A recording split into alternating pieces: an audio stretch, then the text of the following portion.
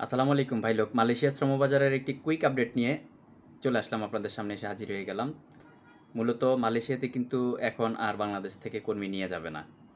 আজকে 21/4/2024, আজকেই মালয়েশিয়াতে কলিং ভিসার জন্য আবেদনের শেষ তারিখ।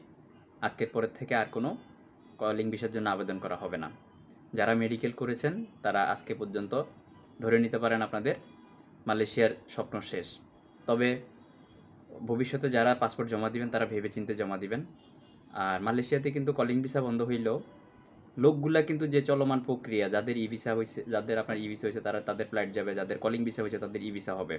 তবে সেটা কতদিন পর্যন্ত সেটাও আমি আজকের ভিডিওতে ক্লিয়ার করবো। তবে যারা মালয়েশিয়াতে পাসপোর্ট জমা দিবেন যাইতে পারবেন, পারবেন না যে তারা। বাংলাদেশিদের জন্য কলিং ভিসা বন্ধ হইলে কী হয়েছে, এয়ারপোর্ট কন্ট্যাক্ট তো আছেই, আপনাদেরকে এয়ারপোর্ট কন্ট্যাক্ট করে ট্যুরিস্ট ভিসা কিন্তু ঢুকিয়ে দিবে মালয়েশিয়াতে। তো সেটা সেই কাজটা প্রক্রিয়াটা চলমান থাকবে। এখন যারা কলিং ভিসা পাইছেন তারা আসলে যেতে পারবেন কি পারবেন না সেটা আমি বলবো।